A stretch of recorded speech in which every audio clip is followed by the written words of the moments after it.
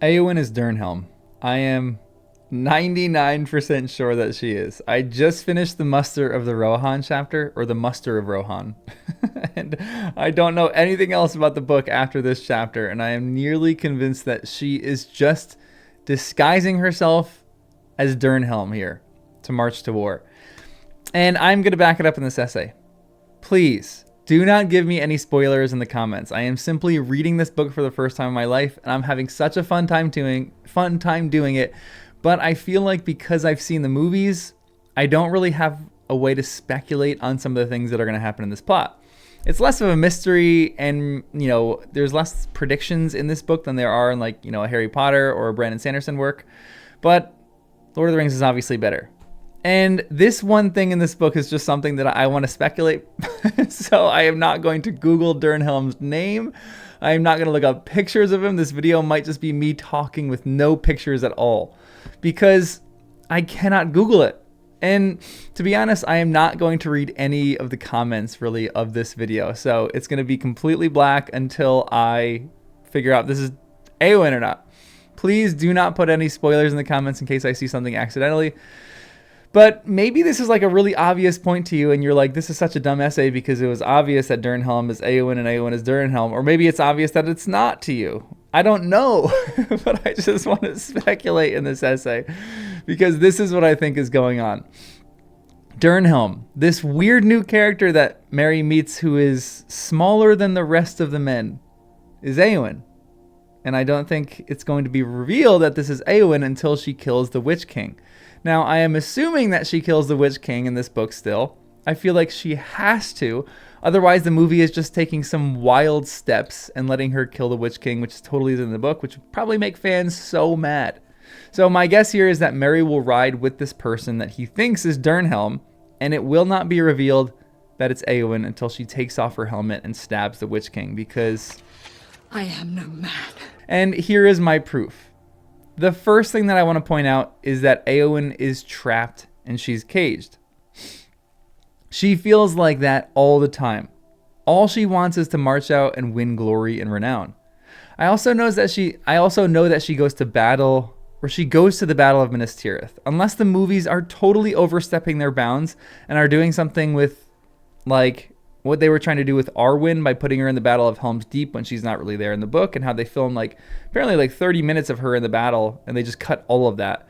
I think it's safe to assume that because of her desires laid out in the first few chapters that she will be at this battle, because she seems like she wants to go to battle more than anybody else in this whole book, other than maybe Merry. So my two options are that Eowyn is simply riding in the Muster of Rohan on her own, totally unrecognized by all, and Merry hasn't seen her yet, or that this one random character that Merry just happens to meet and who takes Merry up to ride with is Eowyn in disguise. The second thing I want to point out is that Eowyn might be lying more about than just her appearance of looking like Dernhelm. But I think she's lying about the arming of Merry, because there's a section where she is talking to Merry and she says this. Then Eowyn rose up. "Come now, Meriadoc," she said. "I will show you the gear that I have prepared for you." They went out together. "This request only did Aragorn make to me," said Eowyn, as they passed among the tents, "that you should be armed for battle. I have granted it, as I could, for my heart tells me that you will need such gear ere the end." Now, this could be true, but it's not recorded anywhere in the book. Aragorn did not tell her that Merry needed to be armed anywhere in the physical copy of this book. It might be off screen, or it might be off page, and I, to be honest, don't really think it would naturally have come up in the conversation unless it was one of the first things that Aragorn told her. There's only one real moment where I think this could have happened. After they met, right as they were eating, and they were discussing all the Battle of Helm's Deep. Potentially, it came up right after that. But they talk about, after that happens, Aragorn spills the plans that he's going to take the paths of the dead, and to me, the arming of Merry conversation just could not have happened after this, simply because Eowyn was too distraught. And Aragorn is too smart to say, "Eowyn, you need to stay behind. You need to do your duty. By the way, I don't love you. I love another person. Hey, by the way, can you make sure Mary is armed and ready for battle? That just doesn't seem like it would come up in the conversation. Just doesn't seem like it would fit anywhere. So my read on this story is that she's lying so that Mary will have armor and be ready for battle at any moment's notice. Namely, when she fakes herself to be Dernhelm and she rides into battle, because that is my theory right now. But the first time we see Dernhelm, he is described as having the same color eyes as Éowyn. That is the only thing that I Googled for this essay because I just had to know if her eyes were the same color. They're gray. Dernhelm's eyes are gray. Honestly, this doesn't really help me all that much because I feel like everyone in Tolkien's book has gray eyes. But this is the first time we see Dernhelm on the page. There, on the wide flats beside the noisy river, were marshaled in many companies well nigh 5 and 50 hundreds of riders, fully armed, and many hundreds of other men with spare horses lightly burdened. A single trumpet sounded. The king raised his hand, and then silently the host of the mark began to move. Foremost went 12 of the king's household men, riders of renown. Then the king followed with Éomer on his right. He had said farewell to Éowyn above in the hold. And hold on to that thought right there, because that's important. And the memory was grievous. But now he turned his mind to the road that lay ahead. Behind him, Merry rode on Staiba, with the errand riders of Gondor, and behind them again 12 more of the king's household. They passed down the long ranks of waiting men with stern and unmoved faces. But when they had come almost to the end of the line, one looked up, glancing keenly at the hobbit. A young man, Merry thought, as he returned the glance, less in height and girth than most. He caught the glint of clear gray eyes, and then he shivered, for it came suddenly to him that it was the face of one without hope who goes in search of death. Okay, lots to digest here. First off, the only wrench in my plan here, or my idea, is the passage of time. So Theoden says goodbye to Éowyn in the hold, and then it seems like they immediately get going, and then Merry sees this other man he thinks is another man. My question, is there enough time for Éowyn to get changed and get into armor and put a cloak on in order to get into this battle? I think so. Maybe there is just more time than this book actually shows. Perhaps it's also a misdirect to me now to kind of really recognize that this is her. But the reason why I think this is her and why I think it supports my understanding that this is Éowyn is that she is smaller in height and girth than a normal man, which tracks. Is this a normal man or is this a woman? Dernhelm has gray eyes, and it says a young man Merry thought. That feels like an indication that Dernhelm is no man. It either feels like a boy sneaking off to war or Éowyn sneaking off to war. One of the two. She also has the look of death in her face. Sorry, Dernhelm has the look of death in her face. Possibly her face. She is heartbroken. Aragorn just put her in the friend zone with some ancient language. She feels rejected. She feels caged. She almost feels as if she doesn't have anything to live for anymore because everyone that she knows is either dead or marching off to war. So she would have this look in her face if she was marching to death and ready to die. If there is anyone in this story who would have that look in their face, I'd probably say Frodo number one and then Éowyn. But in recent chapters, I'd actually probably put Éowyn higher than Frodo.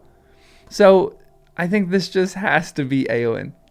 After this moment, the men sing, and Theoden then summons Merry and tells him that he must stay behind. This is what comes after. Merry bowed and went away unhappily, and stared at the lines of horsemen. Already the companies were preparing to start. Men were tightening girths, looking to saddles, caressing their horses. Some gazed uneasily at the lowering sky. Unnoticed, a rider came up and spoke softly. Now, the soft speech makes me think that this might be Éowyn in the hobbit's ear. "Where will wants not, a way opens, so we say," he whispered. "And so I have found myself." This is something that Éowyn would say. I mean, she is in the same position as Mary. People are telling her that she cannot fight and that she must do her duty and stay behind. So she says to Mary, sorry, Dernhelm says to Mary, where will wants not, a way opens. And so I have found myself. Okay, Eowyn, I mean Dernhelm, this has to be her, unless she's talking as a boy who's not allowed to go to war and he's still going anyway. One of the two options has to be the one. Mary looked up and saw that it was the young rider whom he had noticed in the morning. You wish to go whither the Lord of the Mark goes. I see it in your face. I do, said Mary. Then you shall go with me, said the rider. I will bear you before me under my cloak until we are far afield and this darkness is yet darker. Such good will should not be denied. Say no more to any man, but come. Thank you indeed, said Mary. Thank you, sir. Tolkien feels like he's really laying it on thick by having Mary call this character sir. I don't know if Mary's ever called anybody sir before, to be completely honest. Though, I do not know your name. Do you not? Said the rider softly. Now, this was the most interesting part to me, I think. I think she suspects Mary to know who she was by her voice. And so when he says, I don't know your name, she's kind of shocked and never really thought her plan was going to work. But her response, or Dernhelm's response, then call me Dernhelm. Thus it came to pass that when the king set out, before Dernhelm sat Meriadoc the hobbit, and the grey steed Winfolda made little of the burden, for Dernhelm was less in weight than many men, though lithe and well knit in frame. Lithe and well knit in frame sounds like a woman, or I guess a young boy too, but I am 99% sure that this is Eowyn. And if I were a betting man, I'd say that she will not be revealed to be Eowyn until she slays the Witch King. Maybe Mary will discover before that this is Eowyn, but this is some Mulan stuff going on right now. And Mary kind of feels like a little Mushu character. But that has to be the way that it works in the story. If it does, I am going to be so hyped when it's actually revealed that this is Eowyn. But I just don't know for sure. And the next chapter is the Siege of Gondor, so I won't really know yet. But I guess we'll see. So if you want to track my progress, I'll make another video if this is revealed to be Eowyn or if this is revealed to be just like another boy who, fled off to the war. So make sure you subscribe if you want to follow this journey. Make sure you like the video too. And as always, remember to look toward Numenor that was, and beyond to Elvenhome that is, and to that which is beyond Elvenhome and will ever be. I'll see you in the next one.